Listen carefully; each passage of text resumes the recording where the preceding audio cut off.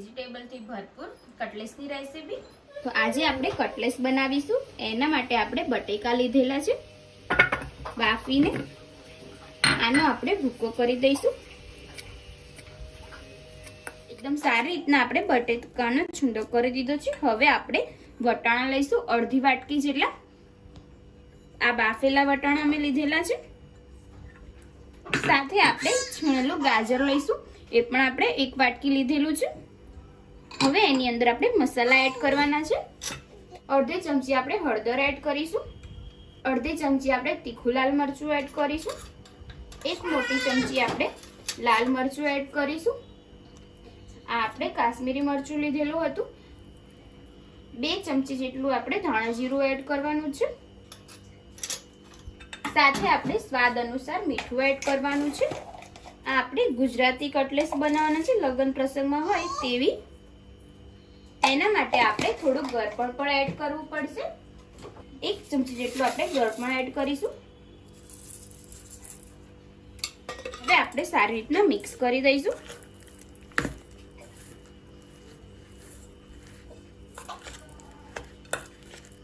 આપણે 1 ચમચી આની અંદર ખાંડ એડ કરી હતી, એટલે આપણે અડધા લીંબુનો રસ એડ કરીશું, જેથી ખાટો મીઠો ટેસ્ટ આવે।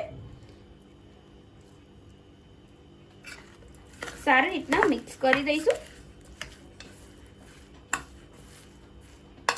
હવે આપણે થોડો ક્રન્ચી ટેસ્ટ આવે એના માટે આપણે સિંગદાણા એડ કરવાના છે। 2 થી 3 ચમચી જેટલા આપણે સિંગદાણા લીધેલા છે। સાથે આપણે 2 ચમચી જેટલો ચોખાનો લોટ એડ કરીશું। તમે આની અંદર બ્રેડનો ભૂકો પણ નાખી શકો છો। સારી રીતના આપણે મિક્સ કરી દઈશું। હવે આપણે હાથેથી મિક્સ કરવાનું છે, એકદમ સરસ રીતે મિક્સ થઈ જાય એટલા માટે।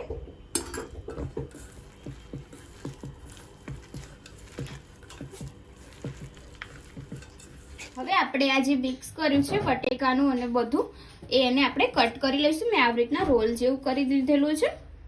એક સરખા આપણે ભાગ કરી દેવાના છે।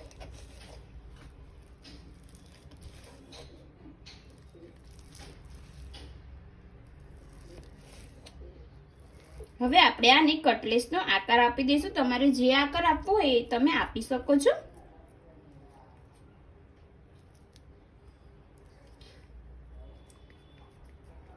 આવી રીતના આપણે આકાર આપી દઈશું।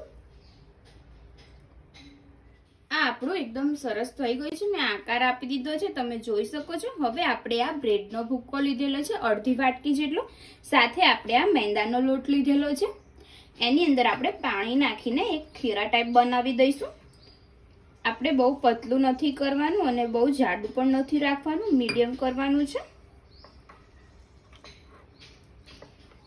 સારી રીતના આપણે મિક્સ કરી દઈશું।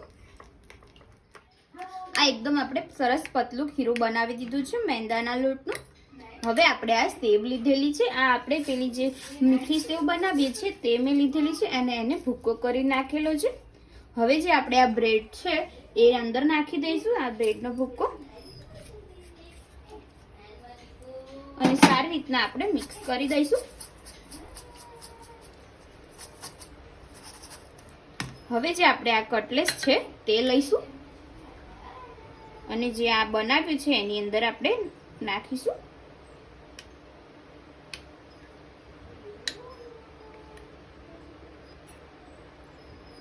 આવી રીતના આપણે કવર કરીને આ જે ભૂકો છે તેની ઉપર આપણે મૂકી દઈશું અને આવી રીતના ઉપરથી લગાવી દઈશું। સરસ આપણે કોટ કરવાનું છે। તમે જોઈ શકો છો આવી રીતના આપણે બધી કટલેસ કરવાની છે। કોટ કર્યા પછી હવે આપણે આને તળી લઈશું। એના માટે આપણે તેલ ગરમ થવા મૂકેલું છે અને તેલ પણ ગરમ થઈ જ ગયું છે। આપણે ડીપ ફ્રાય નથી કરવાનું, ઓછા તેલમાં જ તળવાનું છે, એટલા માટે આવી રીતના આપણે બધી કટલેસ બનાવી લઈશું।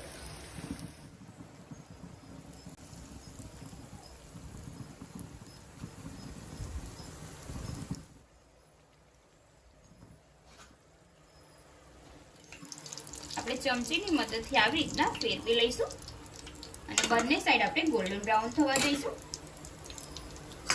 સરસ કલર આવી ગયો છે, તમે જોઈ શકો છો. આપણે ગોલ્ડન બ્રાઉન થવા દીધેલી છે. આવી રીતના આપણે બધી કટલેસ બનાવી લઈશું.